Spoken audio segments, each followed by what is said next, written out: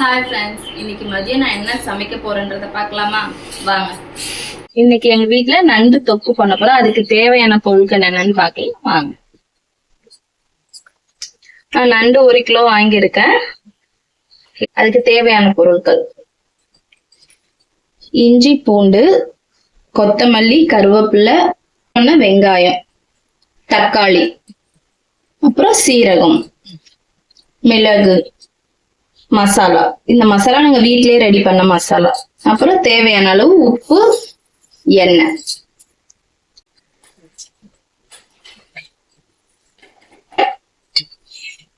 First தேவையான அளவு oil ஊத்திக்கலாம்.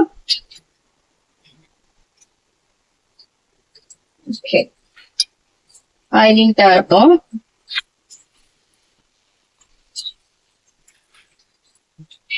இஞ்சி பூண்டும் இதுல ரொம்பவும் நைஸா இல்லாம ஒரு திப்பி திப்பியா இருக்கிற மாதிரி இடிச்சுக்கோங்க. அதுக்கப்புறம் அது கூட மிளகு,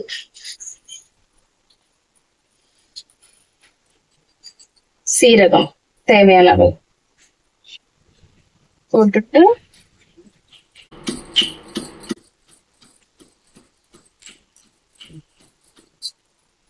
இந்த மாதிரி இத மிக்சியில கூட அரைச்சிக்கலாம். நம்ம ஏன் இடிச்சு போடுறோம்னா, இடிச்சு போட்டா அதோட ஸ்மெல் இன்னும் நல்லா இருக்கும். அதனாலதான் நம்ம இடிச்சு அது சேர்க்கிறோம்.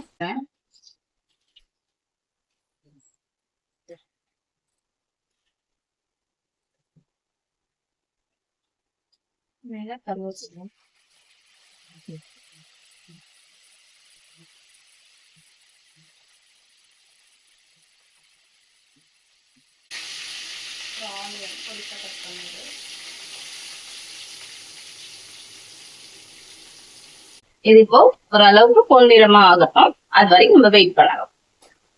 இது இப்ப நல்லா வதங்கிடுச்சு. இப்ப இது கூட நம்ம சொல்ல இஞ்சி பூண்டு, மிளகு, சீரகம்லாம் அதை ஆட் பண்ணிக்கலாம்.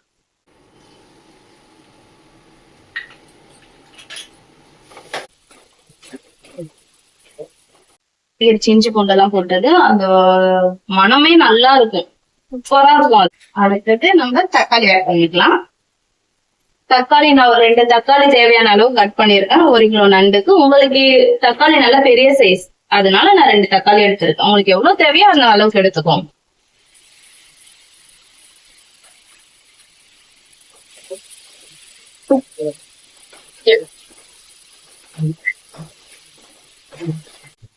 தக்காளி வதங்கும் போது உப்பு கொஞ்சோண்டு ஆட் பண்ணிக்கலாம். ஏன்னா அப்பதான் தக்காளி நல்லா வதங்கும். அதனால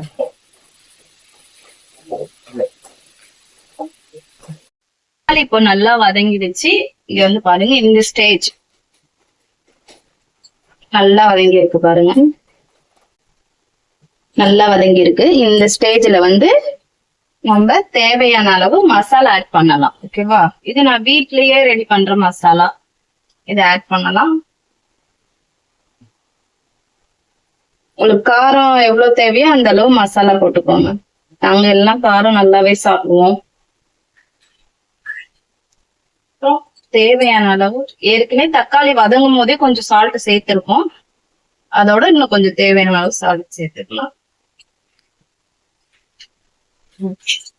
நம்ம தக்காளி வெங்காயத்துக்குள்ளேயே மசாலாவை போட்டு அதை நல்லா வதக்கிடணும். ஏன்னா மசாலால ஒரு மாதிரி பச்சை ஸ்மெல் இருக்கும். நல்லா நம்ம அதை தக்காளி வெங்காயத்தோடய வதக்கிட்டோம்னா நல்லா இருக்கும். நம்ம இப்ப வதக்கிட்டோம். தேவையான அளவு தண்ணி ஊத்திக்கலாம்.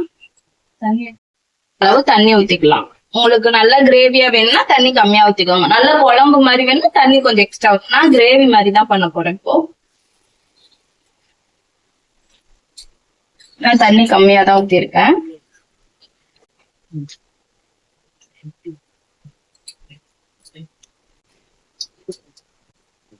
கொஞ்ச நேரம் நல்லா கொதிக்கட்டும். கொதிச்சிருச்சு.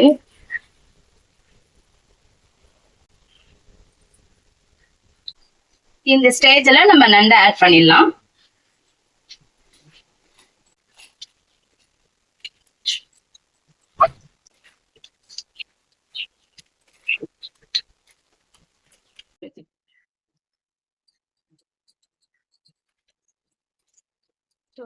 ஒரு 10 நிமிஷம் அது வேகட்டும்.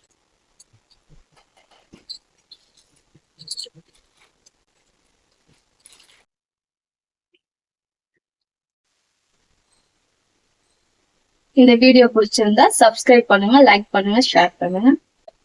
ஓகே, பாய்.